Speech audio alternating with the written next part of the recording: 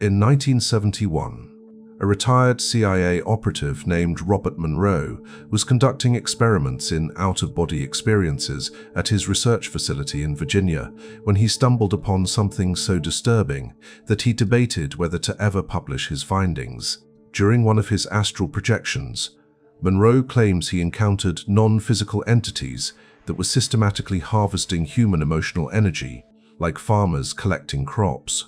He gave this energy a name that would later send shockwaves through occult communities worldwide. He called it loosh. But here is what Monroe's declassified documents reveal that most people still do not know.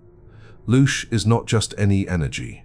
It is the specific emotional radiation that humans emit during states of suffering, fear, anger, grief, and despair.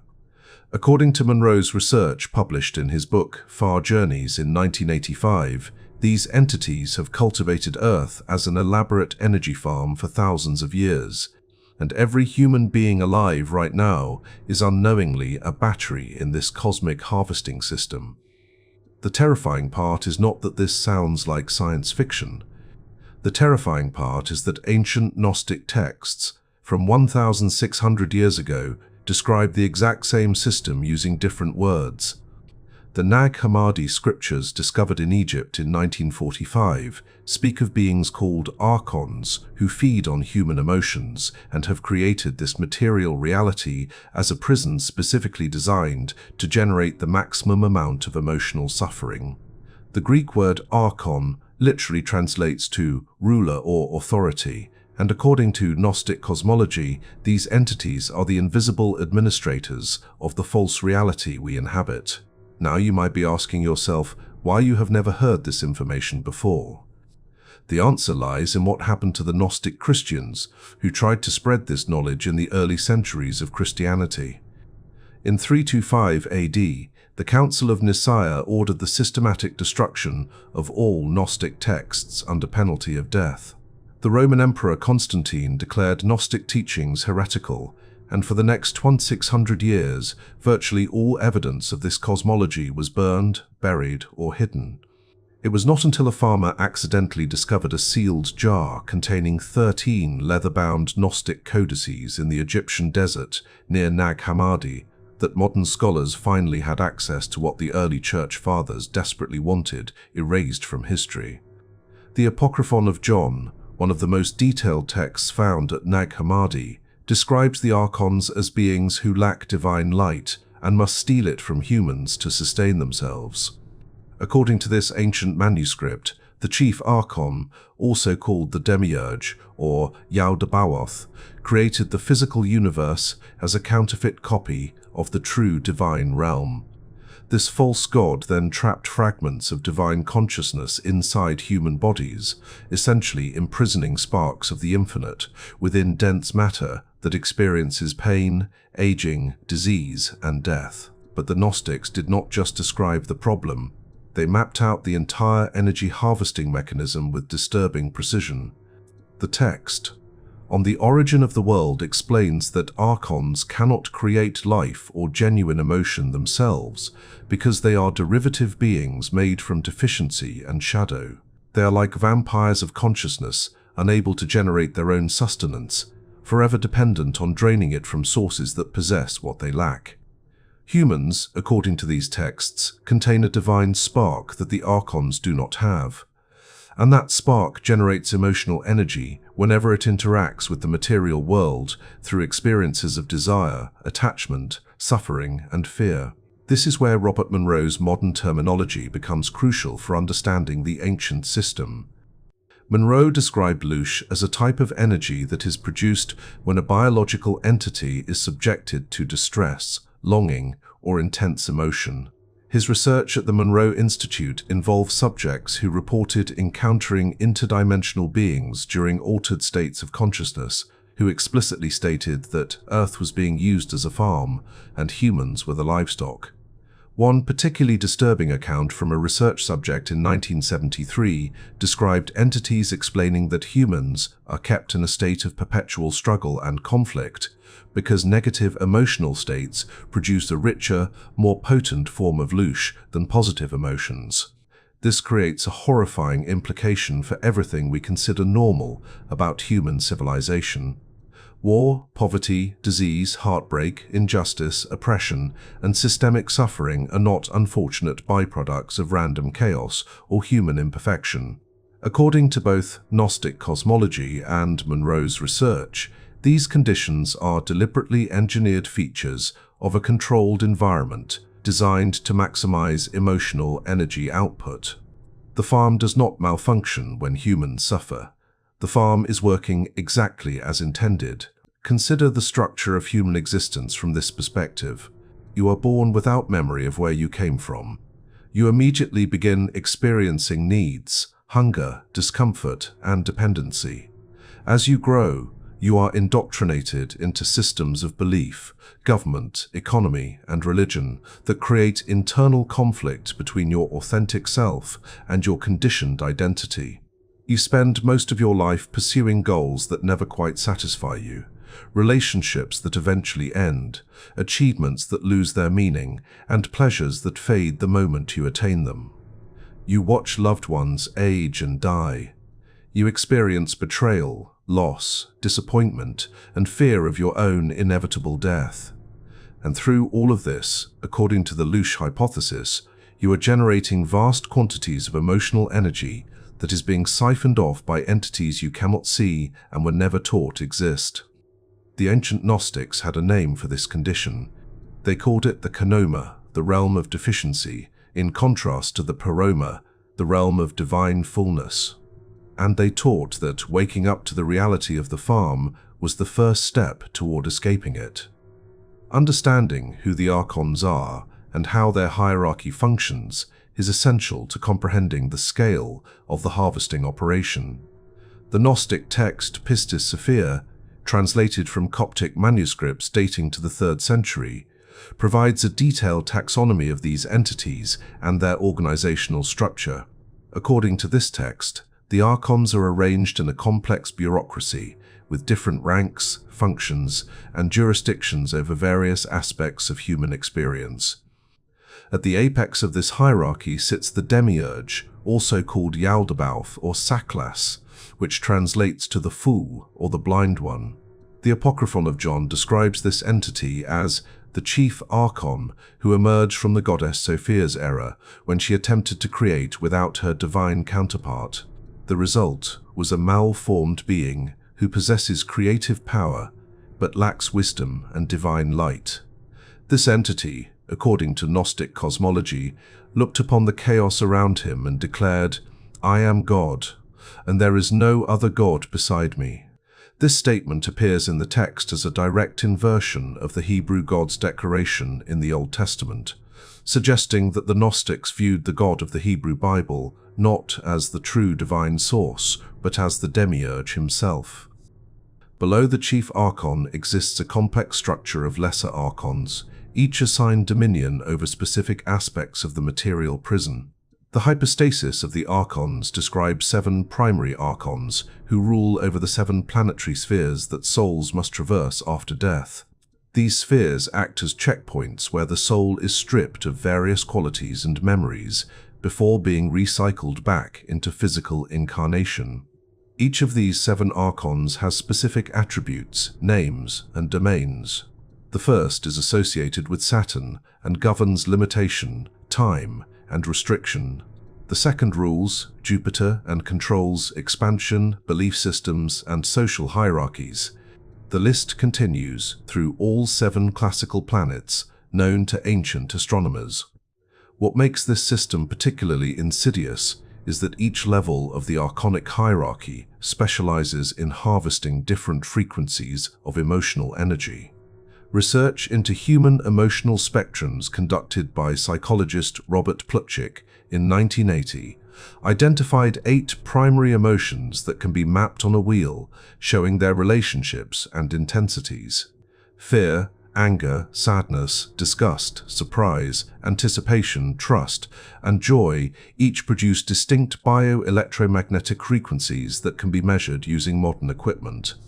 Studies published in the Journal of Alternative and Complementary Medicine in 2005 demonstrated that different emotional states produce measurably different electromagnetic signatures around the human body, confirming that emotions are not just subjective experiences, but actual energetic phenomena. The Gnostic understanding suggests that Archons have been aware of this energetic spectrum for millennia and have optimized the human experience to generate specific frequencies. The lower Archons feed primarily on dense, heavy emotions like fear, rage, shame, and despair. These emotions produce what Monroe's research classified as crude loosh, which is abundant and easy to harvest but less refined. The middle-tier Archons specialize in harvesting energies from frustration, anxiety, jealousy, and confusion, which are more complex emotional states that arise from psychological conflict and cognitive dissonance. The higher Archons, according to the second treatise of the Great Seth, actually feed on corrupted versions of positive emotions, such as pride disguised as spiritual achievement, love twisted into possessive attachment, and hope that binds beings to future expectations rather than present awareness. This hierarchical harvesting system explains why human civilization has evolved in such a way that suffering exists at every level of existence. The poor suffer from deprivation and survival fear, generating raw, intense loosh of desperation. The middle classes suffer from perpetual anxiety, status competition, and existential meaninglessness, generating sustained moderate frequency loosh. The wealthy and powerful suffer from paranoia, emptiness, and the burden of maintaining control, generating high-frequency loosh of a different variety. No economic class escapes the farm.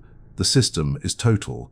Ancient mystery schools understood this mechanism and encoded warnings about it in their teachings. The Egyptian Book of the Dead describes the soul's journey after death, through various gates guarded by beings who demand passwords and challenge the deceased.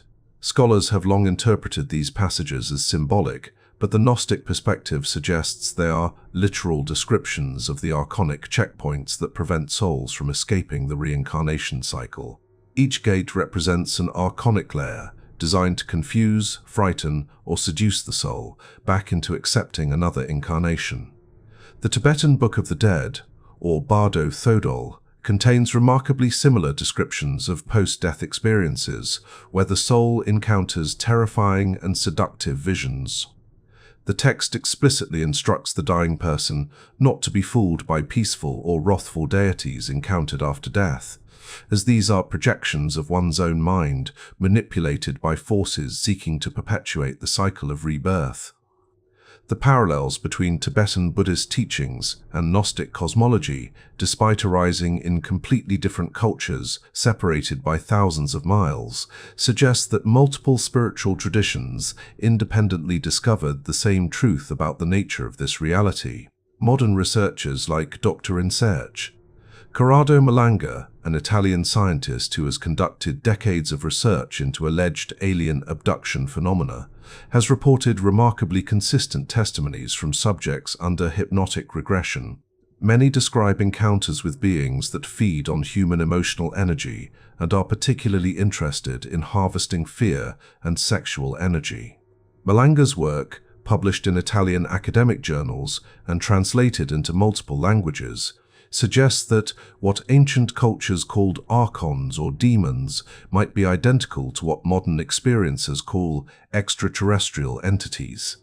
The terminology changes across cultures and eras, but the core phenomenon remains consistent.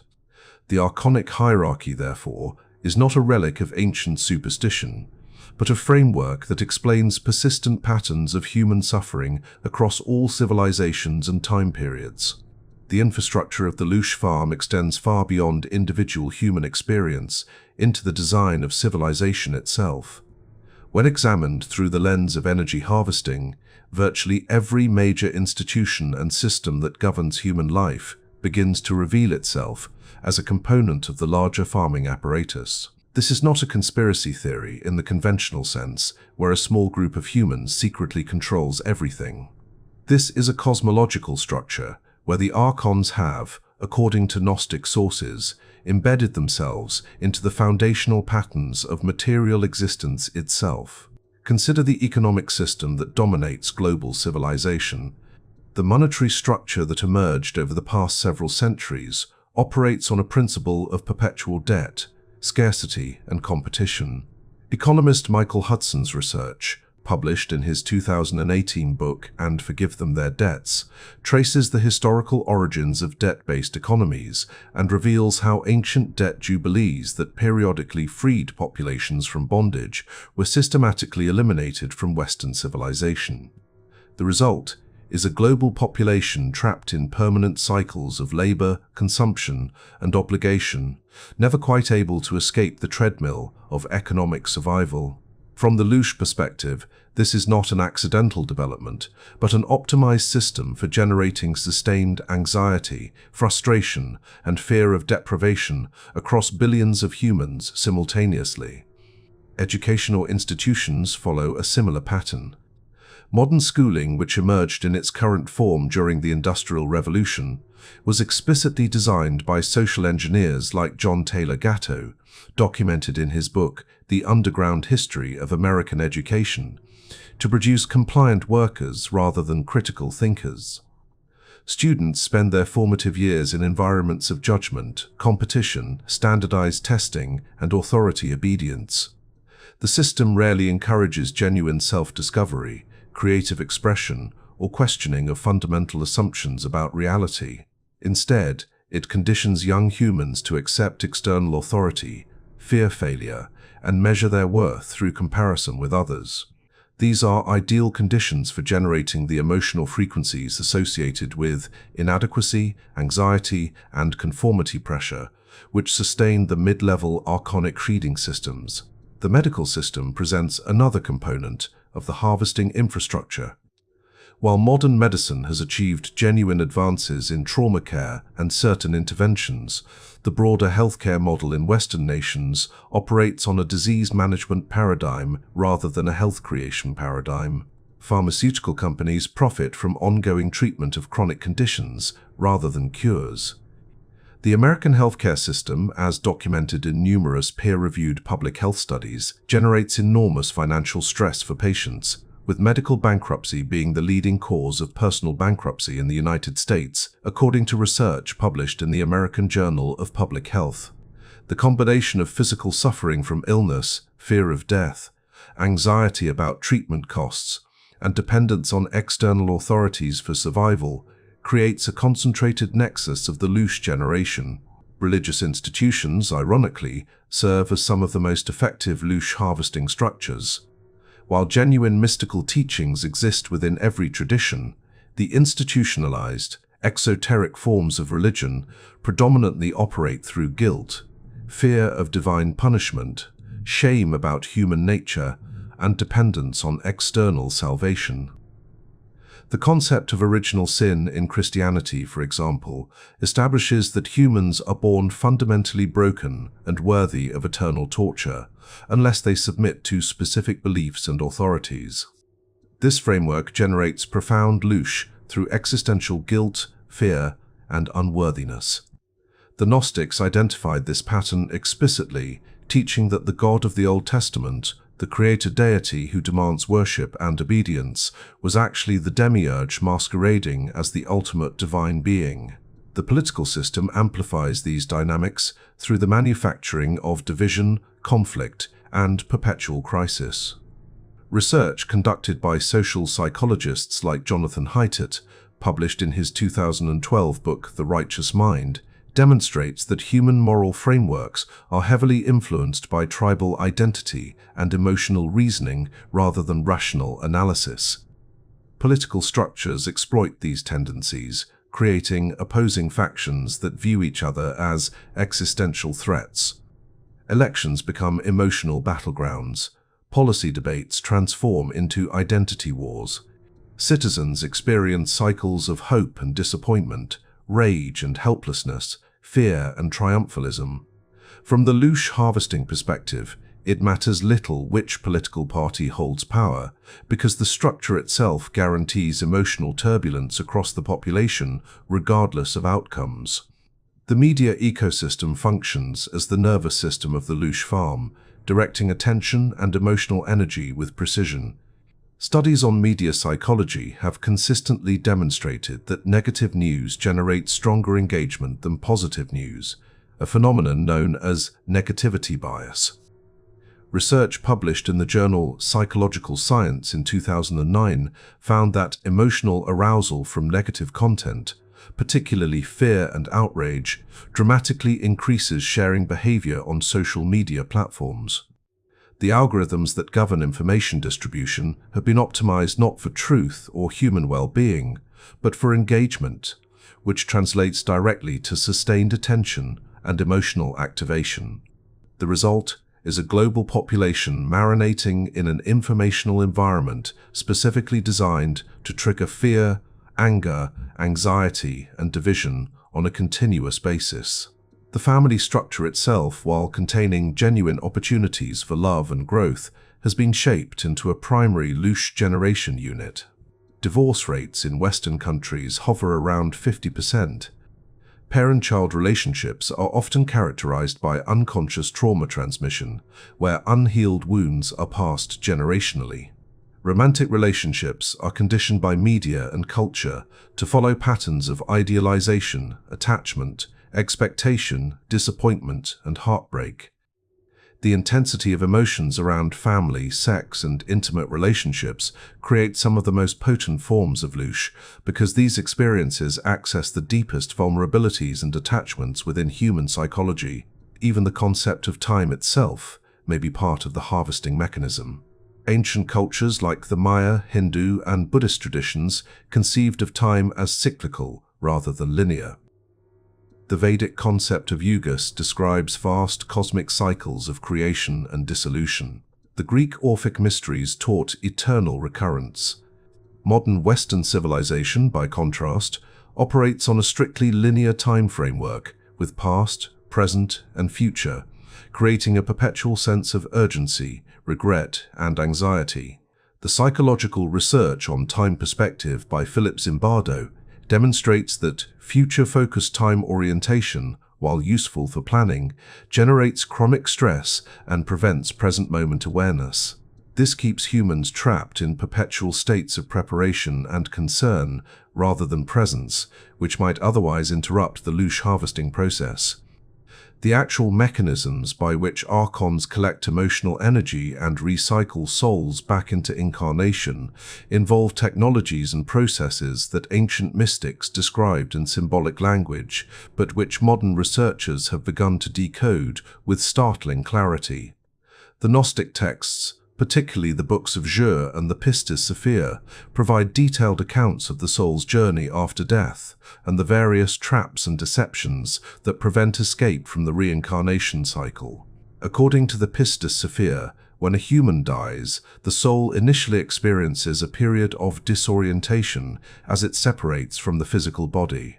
During this vulnerable state, archonic entities approach disguised as beings of light, deceased relatives, religious figures, or spiritual guides. The text describes how these entities use the soul's own memories, beliefs, and attachments against it, creating personalized illusions that feel comforting and authoritative. The deceased person, having been conditioned throughout life to trust authority figures and seek external guidance, typically follows these entities into what appears to be a welcoming afterlife realm. This description aligns remarkably with modern near-death experience research. Dr. Raymond Moody's pioneering work, documented in his 1975 book, Life After Life, identified common elements reported across thousands of near-death experiences, including the tunnel of light, encounters with deceased relatives, life reviews, and feelings of unconditional love and peace. While Moody interpreted these experiences positively, researchers approaching the same phenomena from the Gnostic perspective, such as Wayne Bush, who has analyzed thousands of NDE reports, note disturbing patterns that suggest manipulation rather than genuine liberation. One critical pattern is the life review process. Nearly all NDEs involve the deceased experiencing a comprehensive replay of their life, feeling not only their own emotions, but also the emotions they caused others to feel. While this appears to be a mechanism for spiritual growth and accountability, the Gnostic interpretation suggests it is actually an archonic technology for inducing guilt, regret, and karmic debt.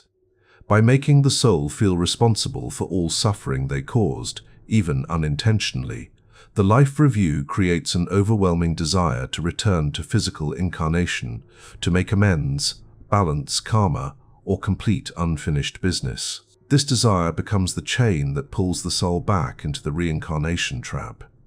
The concept of soul contracts fits this model precisely. Many modern channel teachings and New Age spirituality promote the idea that souls choose their parents, life circumstances, and lessons before incarnating.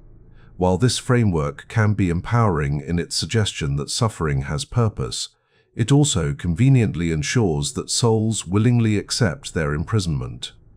If you believe you chose your trauma, your struggles, and your limitations as learning experiences, you are far less likely to question the fundamental legitimacy of the system itself. The Gnostic perspective suggests that soul contracts are fabrications, false agreements manufactured during the vulnerable post-death state to secure the soul's consent for another round of energy extraction. The mechanics of memory erasure, which the ancient Greeks called drinking from the river Lethe before reincarnation, appears to be a crucial component of the soul recycling technology. Studies on infantile amnesia conducted by cognitive psychologists have confirmed that humans generally cannot recall memories before the age of 3, and even early childhood memories are fragmentary and unreliable.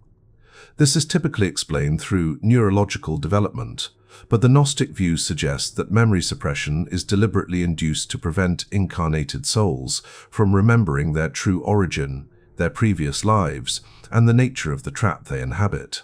The Tibetan tradition provides explicit instructions for maintaining awareness through the death and rebirth process.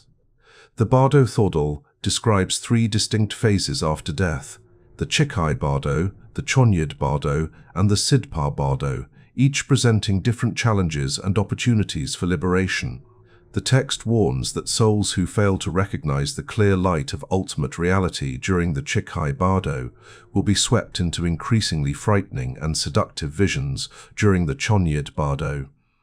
If they succumb to fear or desire at any stage, they are propelled into the Sidpa Bardo, where they experience overwhelming compulsion to find a new womb and re-enter physical existence. The parallels between Tibetan teachings, Gnostic cosmology, and reports from contemporary past life regression therapy suggest that multiple independent sources have accessed the same underlying reality about post-death manipulation. Dr. Michael Newton's research, documented in his book Journey of Souls, presents data from thousands of hypnotic regression sessions where subjects recall experiences between lives. Common reports include being met by guides, attending life planning sessions, and being encouraged to incarnate again to learn lessons or fulfill purposes. While Newton interprets this positively, the Gnostic framework would identify these guides as archonic entities and the planning sessions as manipulation events designed to secure voluntary return to the energy farm. Modern technological developments provide eerie analogies to ancient descriptions of soul harvesting apparatus. The electromagnetic field of the human heart has been measured by the Institute of Heart Math and extends several feet beyond the physical body, creating a torus-shaped field that interacts with other humans and the environment. Studies published in the journal Bioelectromagnetics have demonstrated that emotional states directly alter the frequency and coherence of this field. If archonic entities exist on electromagnetic or interdimensional frequencies, they would theoretically be able to detect and absorb these emissions the same way radio receivers pick up broadcasts. The planetary energy grid described in various esoteric traditions may function as the harvesting infrastructure at a macro level. Ley lines, sacred sites, and megalithic structures like pyramids and stone circles appear at geometrically significant points across the Earth's surface. Researchers like Carl Munk have documented precise mathematical relationships between these sites, suggesting an ancient global network. The Gnostic interpretation proposes that this grid functions as an energetic containment and collection system, with nodes amplifying and directing human emotional energy toward archonic entities positioned at specific dimensional coordinates. The reincarnation trap is therefore not metaphorical. It is, according to these ancient sources, a sophisticated technology operating across multiple dimensions, using the soul's own consciousness, memories, beliefs, and emotions as the fuel and components of its own imprisonment. The revelation that humanity exists within an emotional energy harvesting system naturally leads to the most critical question: can anything be done about it? The Gnostic texts do not simply describe the problem. They also provide specific techniques and frameworks for liberation that have been tested and refined by mystics and initiates for thousands of years. The first and most powerful tool for breaking free from the loosh farm is awareness itself. The Gospel of Philip, discovered among the Nag Hammadi texts, contains a passage that states, "Ignorance is a slave, knowledge is freedom." The text explains that simply knowing about the Archons and their deceptions immediately reduces their power. This is because the primary weapon of the Archons is not force, but illusion. They cannot directly control a conscious, aware being who recognizes them for what they are. The act of seeing through the deception creates a frequency shift that makes the individual's energy less accessible to archonic harvesting. Cognitive research supports this principle. Studies on emotional awareness and regulation published in the journal Emotion demonstrate that individuals who can identify, name, and observe their emotional states without becoming identified with them show significantly reduced physiological stress responses. This is exactly what ancient mystics taught through practices of witness consciousness and self-observation. When you can watch your fear, anger, or sadness arise without becoming it, you are no longer generating the unconscious, reactive loosh that Archons feed upon most easily. The Gnostic practice of self-knowledge, or gnosis, involves a radical inquiry into one's true nature beyond all conditioned identity, belief, and emotion. The text, Thunder, Perfect Mind, describes the divine voice saying, "I am the first and the last. I am the honored and the scorned. I am the whore and the holy one." This paradoxical language points to a consciousness that transcends all dualistic categories and conditioning. When awareness recognizes itself as the source of experience rather than the content of experience, it ceases to be trapped by the dramas and sufferings of material existence. This does not mean the person becomes cold or detached. It means they no longer unconsciously leak emotional energy through identification with temporary states. Emotional sovereignty requires learning to feel without being consumed. Research by neuroscientist Antonio Damasio, documented in his book The Feeling of What Happens, reveals that emotions arise as physiological responses before conscious awareness labels and interprets them. By cultivating the ability to feel the raw sensation of emotion without immediately attaching narrative and meaning, individuals can experience the energy moving through them without becoming food for archonic entities. This is the essence of what Buddhist practices call equanimity and what Stoic philosophy called apatheia, not the absence of feeling, but the absence of being controlled by feeling. The Gnostic emphasis on rejecting false authorities is crucial for breaking free from institutional loosh harvesting systems. The text, The Testimony of Truth, explicitly criticizes the God of Genesis as ignorant and malicious, pointing out that the serpent in the Garden of Eden actually offered knowledge, while the creator deity threatened punishment for seeking it. This radical reinterpretation suggests that liberation begins with questioning all external authorities, including religious leaders, governments, cultural norms, and even supposed spiritual guides. The sovereign individual recognizes that no external authority has legitimate power over their consciousness or choices. This does not mean descending into chaos or antisocial behavior. It means recognizing the difference between voluntary cooperation based on wisdom and compulsory submission based on fear. Studies in moral psychology by Lawrence Kohlberg identified stages of moral development ranging from punishment avoidance at the lowest levels to universal ethical principles at the highest. Most human civilizations operate at the lower stages, using fear of punishment and desire for reward to control behavior. The liberated individual operates from the highest stage, making choices based on understanding and compassion rather than external coercion. Specific protection techniques appear across multiple esoteric traditions. The practice of invoking one's true divine name, described in Egyptian funerary texts and Gnostic rituals, involves establishing one's identity as an eternal, divine being rather than a temporary human personality. When a soul can state, "I am not this body, I am not these emotions, I am not this story, I am the eternal awareness in which all of this appears," archonic entities lose their primary manipulation tools. The use of sacred sound and frequency, particularly vowel intonations preserved in Gnostic and mystery school traditions, allegedly disrupts archonic influence. The 7 Greek vowels chanted in specific sequences appear in numerous magical papyri from ancient Egypt and are referenced in Gnostic liturgies. While this may sound like superstition, research into cymatics by Hans Jenny and others has demonstrated that sound literally creates geometric patterns in matter, and that specific frequencies can shatter certain structures while leaving others intact. If archons exist as energetic patterns on specific frequencies, sound that disrupts those frequencies would theoretically dissolve their influence. The practice of lucid dreaming and conscious death preparation may be the ultimate liberation technique.